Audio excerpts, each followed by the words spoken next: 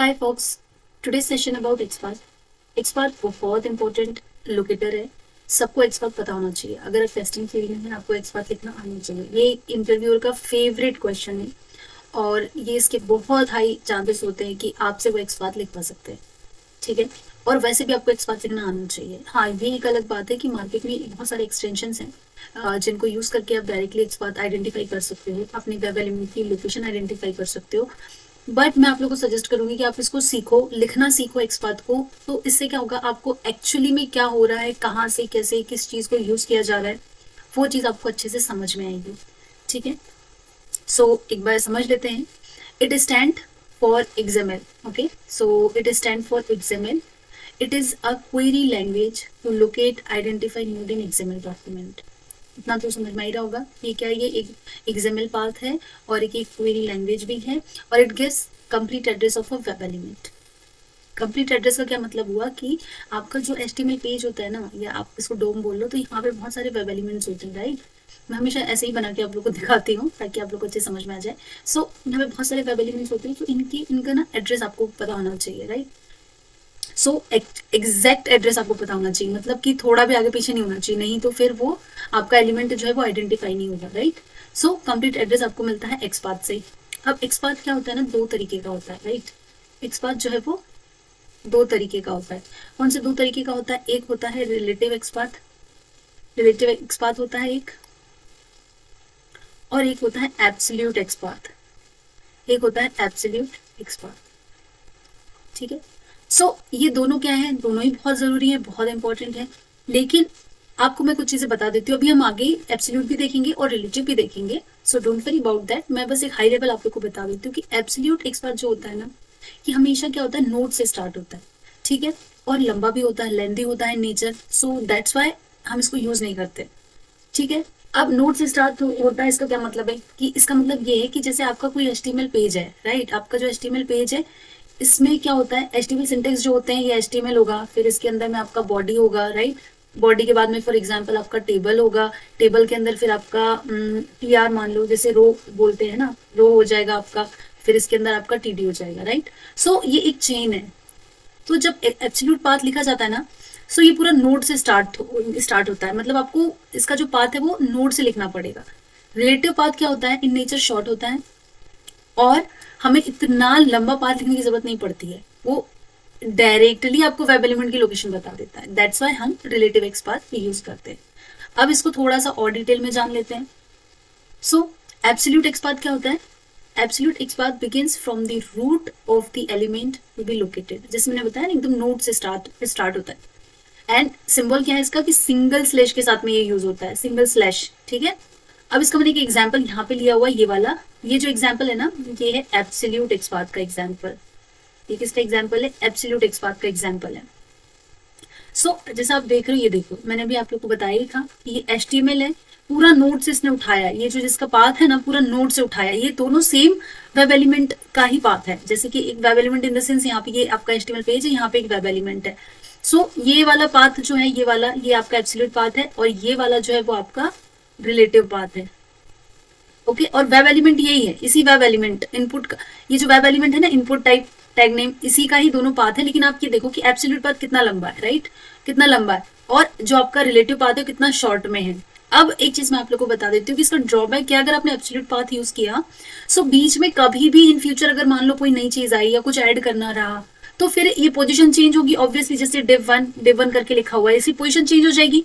सो जब position change हो जाएगी, सो ये जो पाथ है इसका, ये फिर आइडेंटिफाई नहीं हो पाएगा, और जब ये आइडेंटिफाई नहीं हो पाएगा तो आपकी स्क्रिप्ट फेल हो जाएगी, राइट।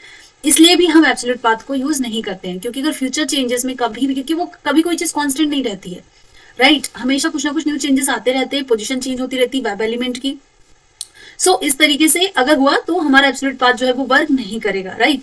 बट हम अगर चूज करते हैं रिलेटिव पाथ, सो हमारा रिलेटिव पाथ कितना भी पोजीशन चेंज हो जाए, ये पूरे वेब पेज पे आपका ढूंढता है। आपका जो HTML पेज है ना, उस पे आपका वेब एलिमेंट कहाँ एग्जिस्ट करता है, ये उसको ढूंढ के और सही लोकेशन आइडेंटिफाई कर लेता है, राइट। सो ये आपका एब्सोल्यूट पाथ हो गया। अब देखते हैं रिलेटिव पाथ क्या होता है। एक बार रिलेटिव पाथ को भी समझ लेते हैं। So at the XPath syntax generally start with, sorry mistake हो गया है। So XPath syntax generally start with double slash, अभी मैंने आपको एग्जांपल बताया ही था, double slash, that is to say it will begin with the current node defined by the tag name. So मतलब ये करेंट नोड पे वर्क करेगा, जहां पे भी आपकी करंट नोड होगी उस पे ये वर्क करेगा। Tag name it denotes the HTML tag name of the node. जो टैग नेम होता है इसका, ये क्या डिफाइन करता है, ये नोड, इसकी नोड डिफाइन करता है। आप ये डबल स्लैश यूज करोगे, उसके बाद में इसका टैग नेम यूज करोगे, ठीक है। ये आपने डबल स्लैश यूज किया, फिर आपने इसका टैग नेम यूज किया। अभी टैग नेम क्या होता है, टैग नेम कुछ भी हो सकता है, जैसे आपका इनपुट हो गया, ये आपका एक टैग नेम हो गया। आपका सिलेक्ट आप बोल दो, ये एक टैग नेम हो गया। आप बटन बोल दो, ये आपका एक टैग नेम हो गया। आप एंकर टैग बोल दो, ये आपका एक टैग नेम हो गया। सो कैनवस आप बोल दो, कैनवस, ये आपका एक टैग नेम हो गया। सो टैग नेम कुछ भी हो सकता है, ठीक है। So it denotes the HTML tag name of the node. Subsequently, anything present inside the node enclosed in the square bracket. Additionally, the @ sign select the attribute. अब ये क्या होता है, ये जैसे ये वाला है ना @ में, आप इसको पहले रिमूव कर लेते हैं हम लोग, 1 सेकेंड। सो यहाँ पे क्या बोल रहा है कि additionally the @ sign select the attribute. सो ये जो @ सिंबल होता है ये एट्रीब्यूट को सिलेक्ट करता है।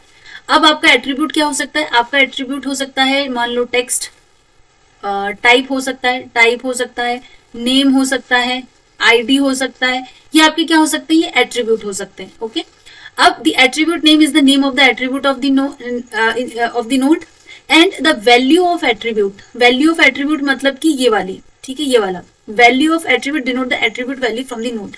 अभी कुछ भी हो सकती है, जैसे टाइप है तो टाइप किस टाइप का हो सकता है, पासवर्ड टाइप का हो सकता है, ठीक है।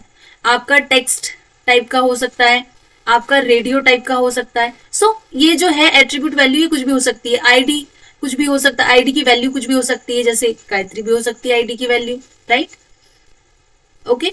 सो ये पूरा एक तरीका होता है रिलेटिव एक्सपाथ को लिखने का। कैसे, आपसे अगर इंटरव्यू में पूछे कि रिलेटिव एक्सपाथ को कैसे लिखते हैं, तो आपको इस तरीके से ही एक्सप्लेन करना है। कैसे, सबसे पहले डबल स्लैश से स्टार्ट होता है, क्योंकि डिफरेंस जो इंटरव्यू में पूछा जाता है ना, नॉर्मली ये पूछा जाता है कि single slash and double slash में क्या अंतर होता है, what is the difference between single slash and double slash. So आपको बताना है कि जो सिंगल स्लैश यूज होता है एब्सोल्यूट पाथ के लिए होता है, डबल स्लैश हम यूज करते हैं रिलेटिव पाथ के लिए। और रिलेटिव पाथ कैसे लिखते हैं, क्यों लिखते हैं, एब्सोल्यूट पाथ क्यों नहीं लिखते हैं, ये मैंने आपको ऑलरेडी बता ही दिया है कि हम क्यों नहीं लिखते हैं। सो ये इंटरव्यू पॉइंट ऑफ व्यू का बहुत ही अच्छा फेवरेट इंपॉर्टेंट क्वेश्चन है।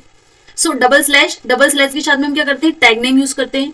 टैग नेम मैंने आपको बता दिया है कि क्या होता है। टैग नेम आपका हो जाएगा इनपुट, एंकर टैग, बटन, ये सब हमारे टैग नेम होते हैं।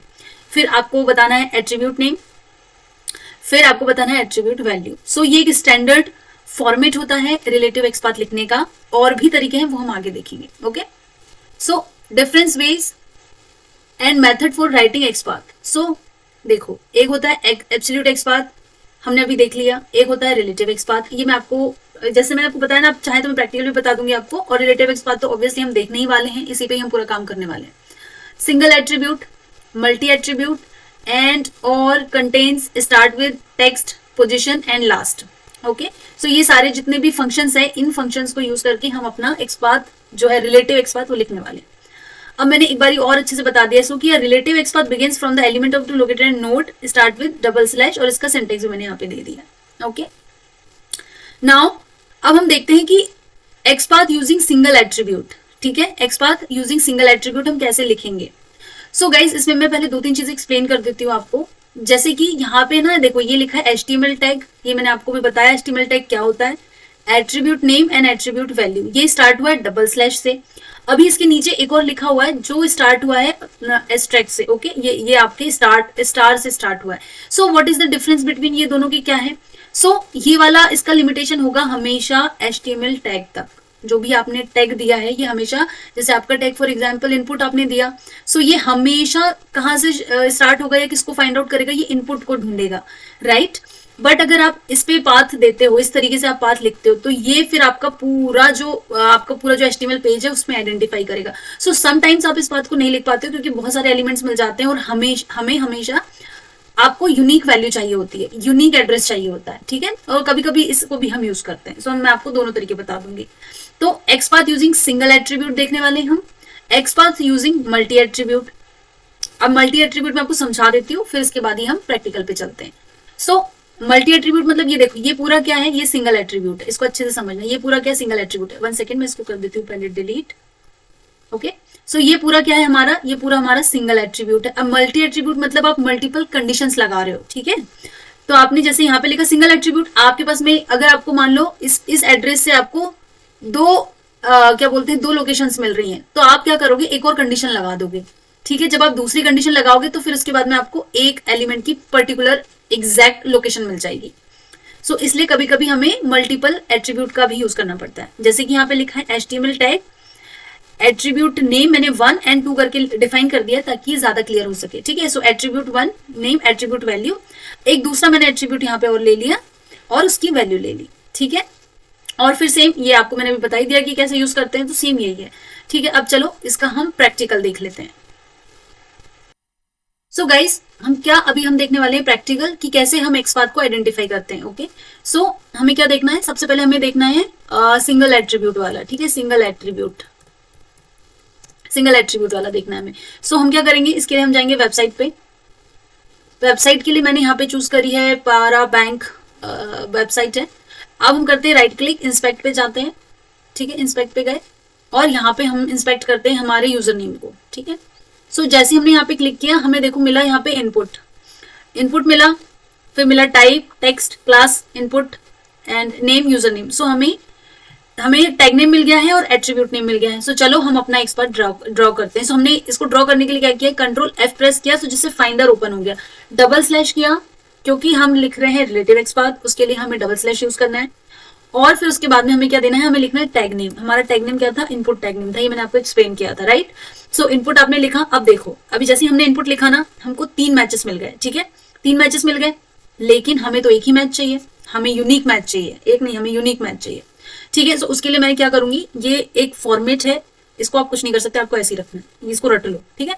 सो अब जब मैंने टैग नेम दे दिया, उसके बाद में मैं दे रही हूँ type attribute name. Attribute name कुछ भी हो सकता है, जैसे टाइप, क्लास, नेम। सो मैं यहाँ पे टाइप दे रही हूँ इज इक्वल टू, और फिर उसके बाद में इन्वर्टेड कॉमा, और उसके बाद में मैं यहाँ पे इसकी वैल्यू दे रही हूँ एट्रीब्यूट की, मैंने टेक्स्ट दे दी। सो अभी क्या हो जाएगा, 1 of 1 आ गया, ठीक है। 1 of 1 हमको मिल गया। सो ये हमारा क्या है, एक XPath बन गया। ओके, ये हमारा क्या बन गया, XPath बन गया। कैसा, सिंगल एट्रीब्यूट का हमारा XPath बन गया। अब हम क्या कर सकते हैं, सेम को अब मैंने इससे पहले आपको एक चीज और, इसमें मैंने एक और चीज बताई थी कि यहाँ पे अगर आप एक्सट्रैक्ट यूज कर दोगे, एक्सट्रैक्ट अगर आप यूज कर दोगे जैसे ये वाला। सो अभी गाइस देखो, एक्सट्रैक्ट मैंने यूज किया, इनपुट मैंने टैग नेम हटा दिया, उसकी जगह पे मैंने स्टार लगा दिया, राइट। सो भी मुझे 1 of 1 का मैच मिल रहा है। सो मैं ये वाला पाथ भी यूज कर सकती हूँ, ठीक है। ये वाला पाथ भी मैं यूज कर सकती हूँ, ठीक है, हो गया मेरा। अब हम देखते हैं मल्टीपल एट्रीब्यूट्स के साथ में, मल्टीपल एट्रीब्यूट के साथ हम कैसे हमारा XPath लिखते हैं। मल्टीपल एट्रीब्यूट XPath हम कैसे लिखते हैं। सो जैसे कि ये हमारा XPath ऑलरेडी लिखा हुआ था, वापस हम इसको कर लेते हैं इनपुट। गाइज मैं आपको बस एग्जांपल बता रही हूँ, इसका रियल टाइम में ऐसे ही यूज होता है। ओके, ये लिखा। अब यहाँ पे मैंने एक और एट्रीब्यूट नेम ले लिया, एक और मैंने एट्रीब्यूट लिया। कौन सा लिया, मैं यहाँ पे ले लेती हूँ name. Name is equal to क्या, नेम की वैल्यू क्या है, नेम की वैल्यू है यूजर नेम। सी अभी भी ये मुझे 1 out of 1 मिल रहा है। अगर कुछ गड़बड़ होता तो ये मुझे 1 out of 1 नहीं मिलता, तो इसका मतलब है कि ये सही है और ये मल्टीपल एट्रीब्यूट्स है, ठीक है। समटाइम्स क्या होता है, जैसे कि हमारे पास में ज्यादा एट्रीब्यूट्स वैल्यू नहीं होती है, इसका यूज हम कब करते हैं। देखो जनरल टर्म्स में हमेशा बहुत ही सिंपल सा सोचने की कोशिश करो कि जैसे यहाँ पे मान लो टाइप होता, टेक्स्ट होता, और मान लो आपको 2-3 टेक्स्ट की वैल्यूज आपको मिल रही है, 2-3 मैचेस मिल रहे, तब आप क्या करते। तब ऐसी कंडीशन में आप एक और एट्रीब्यूट लेते और उसकी वैल्यू को डिफाइन करते ताकि आपको यूनिक वैल्यू, यूनिक एड्रेस मिल सके, ठीक है। ऐसे केस में इसको यूज करते हैं। सो ये हमारा क्या हो गया, मल्टीपल एट्रीब्यूट हो गया। ओके, सो अब देखते हैं कि नेक्स्ट हमारा क्या था। सो ये था हमारा XPath using single attribute, XPath using multiple attribute, ये हमने देख लिया। अब नेक्स्ट हमारा है XPath यूजिंग टेक्स्ट। ओके, सो XPath यूजिंग टेक्स्ट, ये जो है इसको यूज कैसे करना है, tag name, text and text value, ठीक है। टैग नेम देना है और टेक्स्ट देना है और टेक्स्ट वैल्यू देना है, ठीक है। तो चलो हम इसको देखते हैं कि कैसे हम इससे XPath लिख सकते हैं। सो हमें जब टेक्स्ट फंक्शन का यूज करना है तो हमारे पास में टेक्स्ट होना चाहिए, राइट।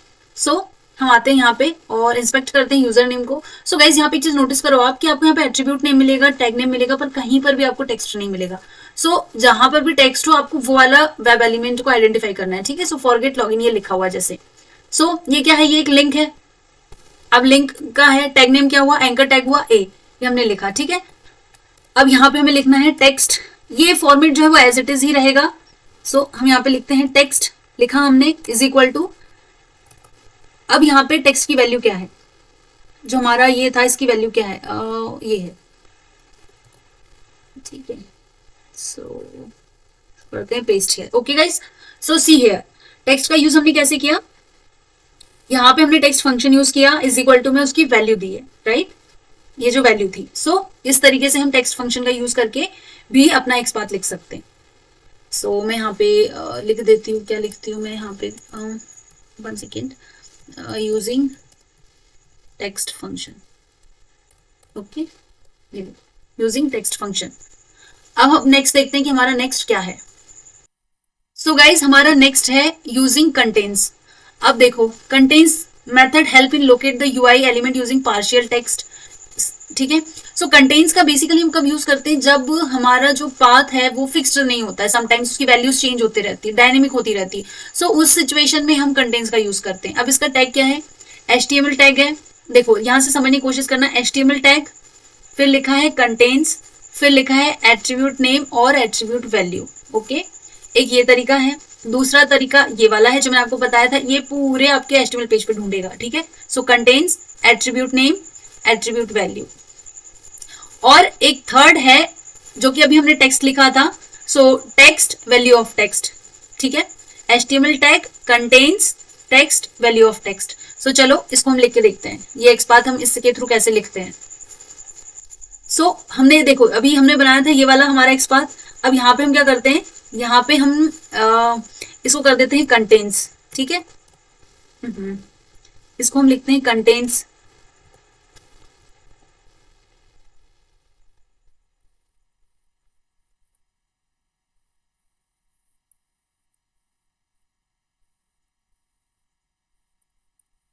गाइस ये इसका सिंटेक्स देखो। अभी हमने जो XPath बनाया ना, कैसे बनाया कि हमने लिखा, एंकर टैग था हमारा, ठीक है, तो हमने टैग नेम दिया, उसके बाद हमने लिखा contains.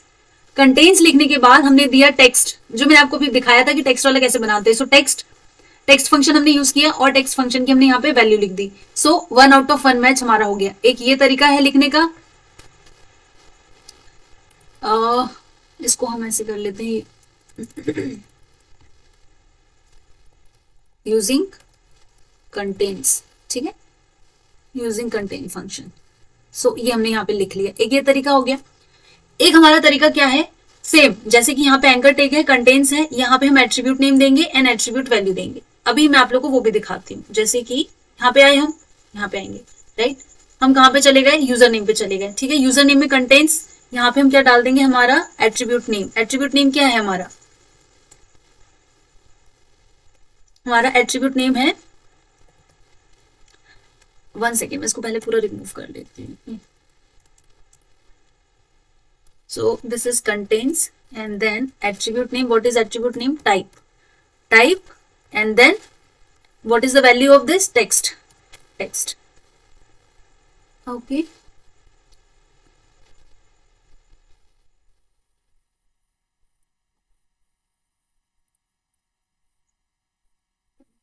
There is type text.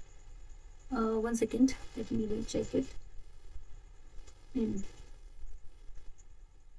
This is not anchor tag, this is input. Okay. So see guys, 1 out of 1 match. So यहाँ पे हमें क्या मिल गया है, हमें मिल गया हमारा XPath, एग्जैक्ट XPath। हमने क्या करा, टैग नेम लिखा जो टैग नेम था, उसके बाद contains and attribute name and attribute value. So एक ये तरीके से हम कंटेन्स को यूज करके हमारा XPath लिख सकते हैं, ठीक है। अब हमारा नेक्स्ट देखते हैं कि और कौन सा तरीका है जिससे हम XPath लिख सकते हैं। इसको भी हम ऐसे कर देते हैं, सिंगल, इसको करते हैं हम मल्टी, ओके। अब हमारा नेक्स्ट तरीका देखते हैं।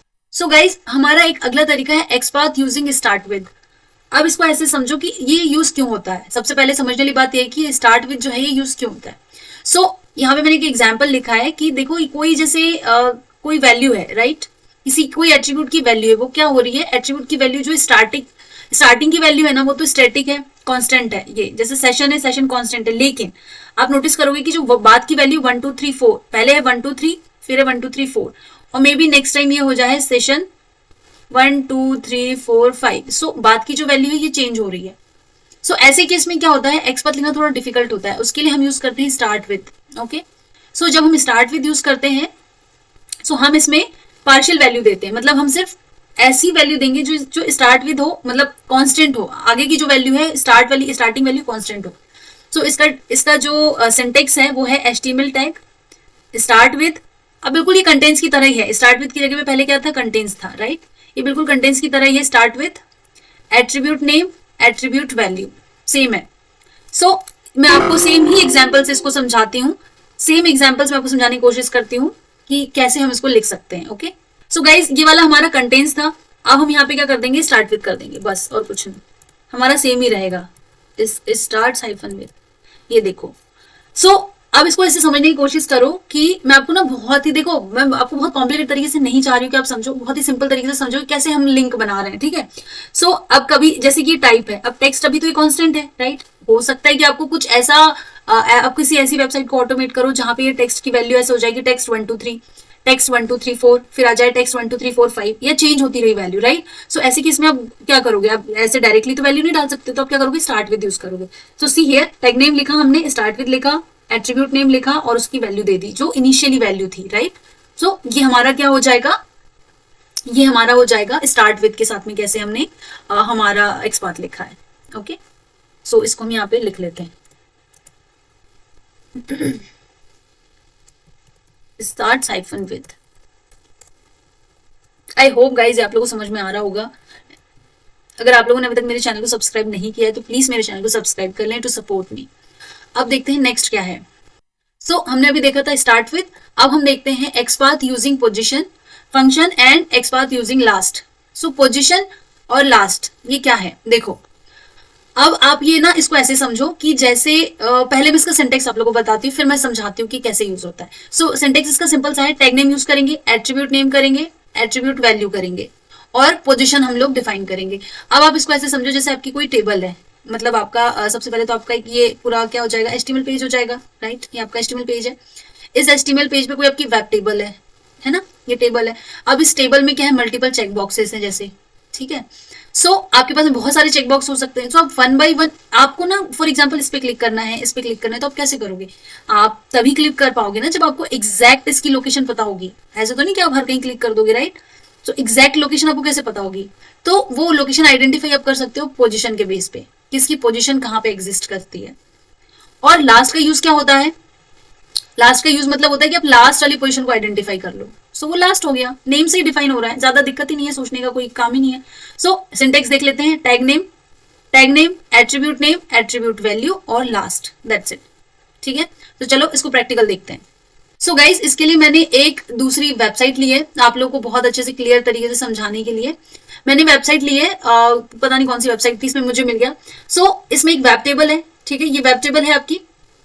अब इसमें यहाँ पे देखो चेक बॉक्सेस हैं, सो ये चेक बॉक्सेस को क्या करना है, ये चेक बॉक्सेस को आपको चेक करना है ऑब्वियसली, पर कहाँ पे चेक करना है, आपको इसकी लोकेशन आइडेंटिफाई करनी पड़ेगी, राइट। सो हम इंस्पेक्ट करते हैं, इंस्पेक्ट करने के बाद में सबसे पहले ये क्या है, ये पूरी टेबल है, राइट। सो इस पहले पूरी टेबल को हम इंस्पेक्ट करते हैं।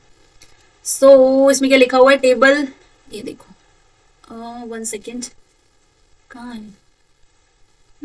ओके। सो ये है टेबल ID 1। सो पहले हम टेबल की ID को आइडेंटिफाई कर लेते हैं, /, टैग नेम क्या है इसका, टेबल है, टैग नेम हमने दिया टेबल, टेबल से हमें क्या मिल गया, ID इज इक्वल टू क्या मिलेगा हमें इसकी वैल्यू देनी है टेबल 1। सो ये हमें 1 आउट ऑफ 1 मैच मिल गया, ठीक है। अब आप इसमें एक चीज देखो, अब मैं क्या करती हूँ ना, अब यहाँ पे आप एक चीज समझने की कोशिश करना, यहाँ पे मैं देती हूँ position is equal to 1, okay. So मुझे यहाँ पे मिल गई position is equal to 1 out of 1 match हो गया। अब आप इसको मैं आपको समझा देती हूँ कैसे हुआ। सो ये हमारी टेबल थी, अब यहाँ पे ना ये जो चेक बॉक्स है, ये वाला चेक बॉक्स है, ये हमारी रो है, TR मतलब रो होता है, TD मतलब कॉलम होता है, ठीक है। सो जैसे ये पहले वाला है, सो ये फर्स्ट है, मतलब ये रो फर्स्ट है, ये देखो ये रो फर्स्ट है, यहाँ पे लिखा हुआ है TR, ये रो फर्स्ट है, ये TR रो सेकेंड है, ठीक है। सो जो मैंने यहाँ पे सिलेक्ट किया ये मुझे मिली है टेबल के अंदर रो फर्स्ट, TD मुझे मिल गया, राइट। अब अगर मुझे रो सेकेंड चाहिए होता तो मैं क्या करती, यहाँ पे लिख देती पोजिशन सेकेंड, ठीक है। पर मुझे नहीं मिला, पोजिशन सेकेंड तो नहीं मिला मुझे। क्यों नहीं मिला? क्योंकि यहाँ पे मुझे डिफाइन करना पड़ेगा ये किसके अंदर है, TR के अंदर है, राइट। सो मुझे डिफाइन करना पड़ेगा। सो ये मुझे मिल गया पोजीशन सेकेंड। अब मुझे जैसे थर्ड की पोजीशन चाहिए, सो मैं ऐसे यहाँ पे थर्ड मैंने लिख दिया। लेकिन गाइस एक चीज मुझे आप ये बताओ कि ये फिक्स है क्या साइज में? नहीं, बिल्कुल फिक्स नहीं है साइज में, क्योंकि हो सकता है कि अभी इसमें 5-6 रोज है, 5-6 कॉलम्स है, लेकिन फ्यूचर में 7 हो सकते हैं, 8 हो सकते हैं। तब मैं क्या करूंगी? तब मैं ऐसी सिचुएशन में यूज करूंगी क्या, लास्ट। ओके, मैं क्या यूज करूंगी, लास्ट। सो गाइस ये देखो, तब अगर मुझे लास्ट वाला चेक करना है तो ये मेरा लास्ट वाली जो मेरी रो थी वो सिलेक्ट हो गई 1 आउट ऑफ 1। सो इस तरीके से हम अपने एक्सपाथ बनाते हैं, इस तरीके से हम एक्सपाथ लिखते हैं। और आई होप ये वीडियो आपको अच्छी लगी होगी, मीनिंगफुल लगी होगी, और आपको समझ में आया होगा कि एक्सपाथ कैसे यूज करते हैं। आपको इससे रिलेटेड कोई भी क्वेरीज हैं आप मुझे कमेंट सेक्शन में कर सकते हैं। And don't forget to subscribe my channel and share as much as possible, ताकि जिन लोगों को सेलेनियम नहीं पता है क्या होता है, कैसे वर्क करता है, लेकिन they want to come into the automation, so उन लोगों के लिए बहुत हेल्पफुल है। और मेरे सेशंस आप लोग कैसे लग रहे हैं मुझे कमेंट करके जरूर बताना। Thank you.